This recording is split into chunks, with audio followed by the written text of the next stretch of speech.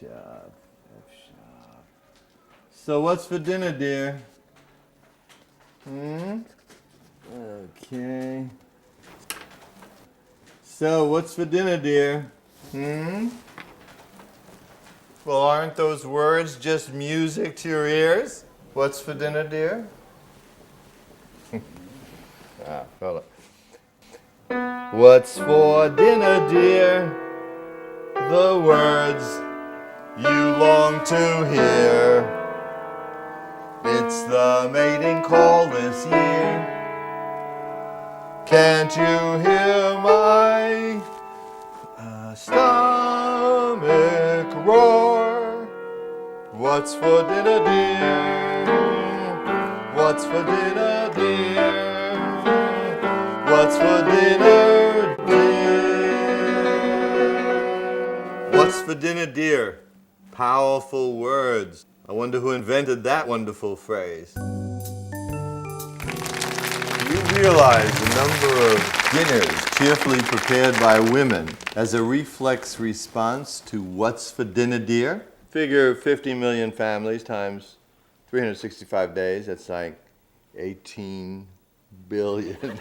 Imagine 18 billion dinners. Now, suppose whoever invented the phrase had chosen some other words, anything, like, where are the tulips, dear? Maybe that's what happened in Holland, I don't know.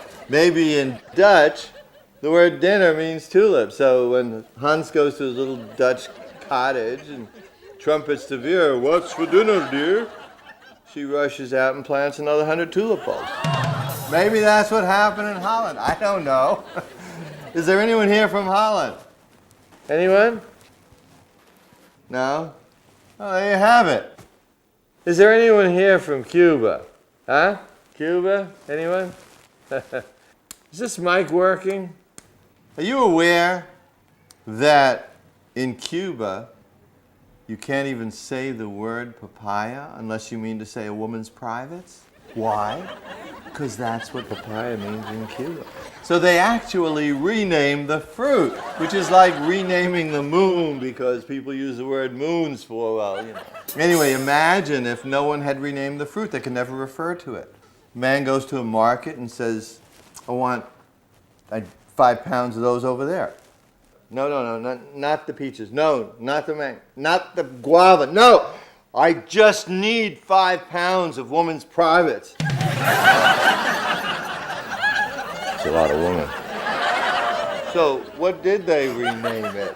Anyone? Huh? Fruta bomba. Go on, say it. Don't be afraid. Fruta bomba. That gives you a nice clean feeling to say that. That's a lot better than that dirty papaya. It's so clean you can do a workout to it. Fruta bomba, fruta bomba, fruta bomba. How many words are there for that special spot in English? It's incredible. I counted 17 last week just waiting for the bus. In Spanish, too, a lot. And every Latin country has its own favorites. Now, my friend Raul, you remember Raul, darling? He was visiting a family in Lima, Peru. He said to his hostess after a formal dinner, using good classic Spanish, "May I help you wash your dishes?" Well, everybody gasped and stared at him. Poor Raul. How was he supposed to know that in Lima, the Spanish word for dishes means what papaya means in Cuba? There must be something to it to have inspired so many words. Frankly, this whole subject has me a little obsessed. Hey, honey, maybe that's a good defense, obsession.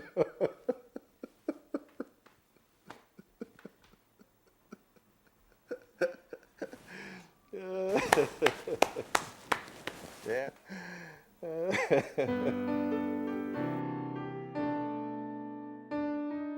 What part of the body is the yet?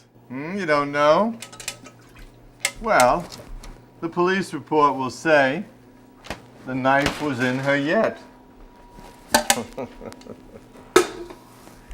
So, What's for dinner, dear, huh? I'll try it in another language. Was gibt's zum Abendessen, Schatzi? Qu'est-ce qu'on a pour dîner, chérie? Cosa c'è per pranzo, tesoro? It's the same thing in every language. She'd say I was showing off. She never had to show off. She was a natural wonder. To see her chopping an onion, de-leafing an artichoke with her magic kitchen tricks, wow. Hey honey, I bet no one ever tried using adoration as a defense for murder. Is she something? It's a wonder she hadn't run out of steam earlier, all of her excitement and vivacity. I often marveled at how she managed to do all the different activities and still be responsive, available. She could do it all. She could do it on roller skates if she had to. Now here's the irony. With all that energy and exuberance, she was supposed to live longer than I. Statistically, that is. That's because of hormones, they say. Or would it be something else? Gracefulness. Could you say that a woman lives longer because she's graceful? It's really not fair how good women have it. Beauty and function in one package. Such an elegant design.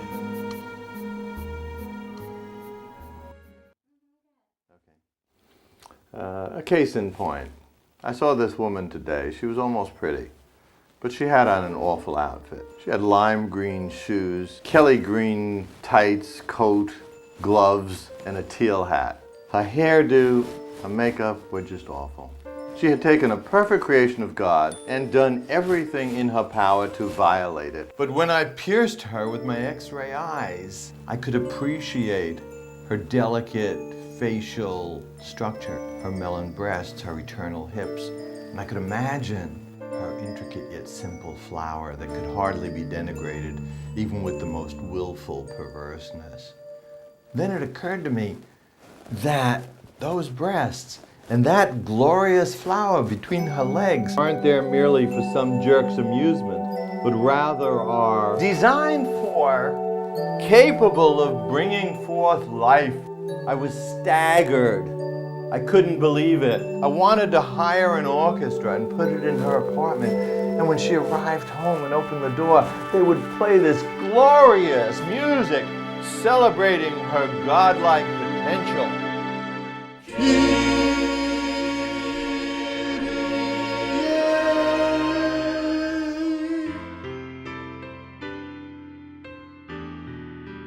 I'll claim self-defense. Hun, what's today's date? You know the date? No, never mind, I got it.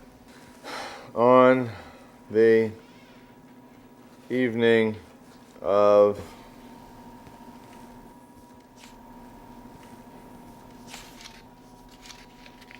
self-defense will never fly.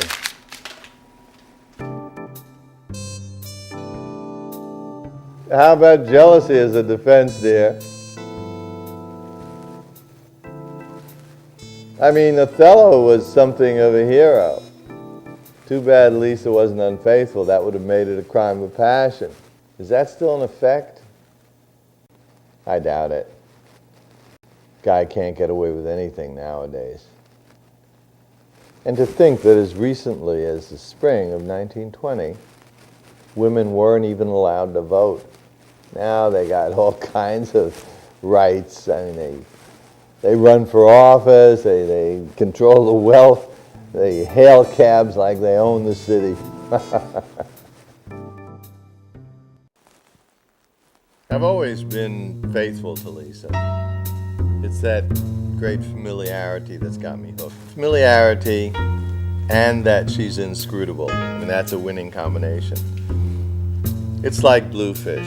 When I go to a seafood restaurant, I always order bluefish. I try to capture the taste, experience bluefish, and remember it, but I never can. So I keep on ordering it, enjoying it admittedly, with the hope that one day I will grasp its essence. And that's why I stay true to Lisa. Now, when I do run around, see other women, it's not that I'm dissatisfied with Lisa. It's not that I find the other woman irresistible. I just have the need to prove that Lisa doesn't know everything. That she's not, what's the word, omniscient.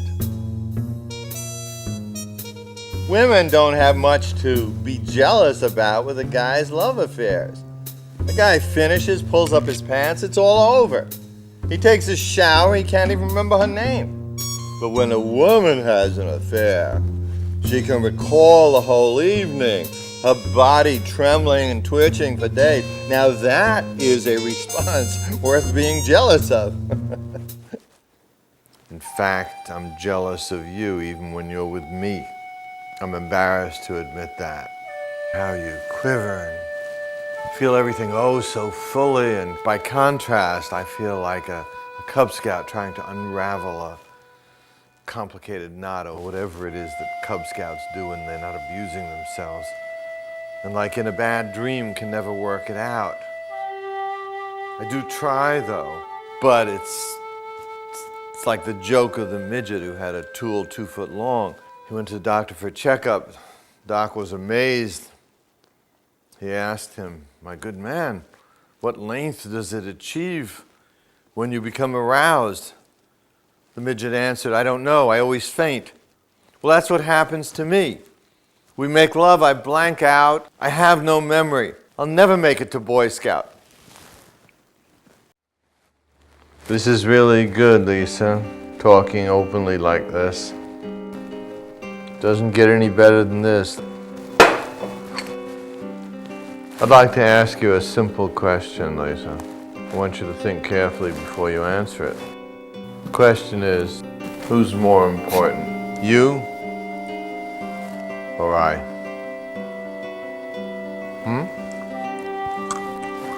Lisa? You'd be surprised how many women don't know the answer.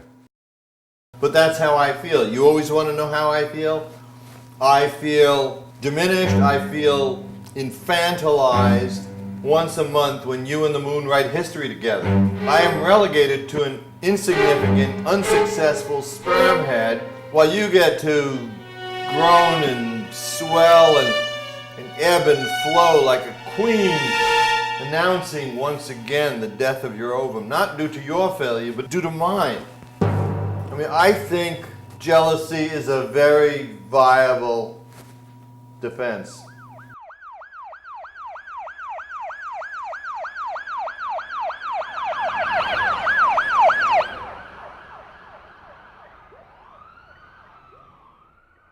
Just because you're paranoid doesn't mean there isn't a conspiracy. Or does it?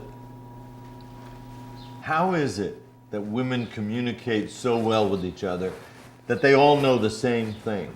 I was listening to 2 women having lattes at a muffin shop. The whole time I was trapped there, whenever one would say something, the other would answer, I know, I know. Well, one question is, what do they know? Another question is, how do they know it? Is there some radar system? I mean, it must be. It's uncanny. If I mistreat one woman, they all know it. It's the same as this period thing. 6 women working in an office, and they all have their periods on the exact same day. I mean, is that conspiratorial or what? The probability of that occurring by chance alone is 1 in 340,000. Huh. Peanuts. Yeah. Peanuts. Do you know what Nora Joyce had to say about her beloved husband, James? They interviewed her on the anniversary of his death. The reporter asked her, Mrs. Joyce, as the wife of this great writer, this Nobel laureate, this literary giant of the century, what can you tell us about the man and his work? And she said simply, I quote, as far as I'm concerned, you could put him in a cage and throw peanuts at him. That's what she said. It was in the New York fucking Times. You can't believe it either, can you? What are we supposed to do with that? Is that what you'd say to me? You could put him in a cage and throw peanuts at him? Is that what we're having for dinner? Peanuts?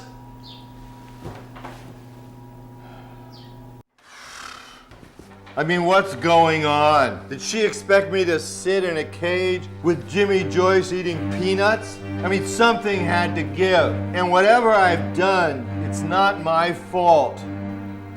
Entirely. My mother just couldn't fathom me. I was a chip off the old block, whom she couldn't fathom either. Chip off the old block of wood. What do I have to do to become a real boy? I need some answers. I mean, I'm trying to be truthful. It's very difficult. And my nose keeps growing longer and longer. But still, you accepted me. You kept rubbing your breasts and stuff all over my wooden body to soften and tenderize it. Because you suspected I was alive inside here somewhere and felt something for you. But I was afraid to tell you because, you see, I've always felt it was a cheap trick to give a woman flowers or rub her body too well or tell her I love you. It's an unfair tactic because she will burgeon and billow and become so alive, bigger than life. And then she'll be out there by herself. A guy can't even reach her. Because I don't want to leave you out there alone. And I can't be real for that long. I'm not as brave as you are. And so I've had to resort to these tactics. Look, I'm sorry about the knife, Lisa. I admit it could be interpreted as a hostile act. I guess I was just trying to get your attention, so we could talk. Maybe trade a couple of I knows. I mean, it's always easy for you. But I mean, you know me, I've got... Oh, Les, not the knife thing again.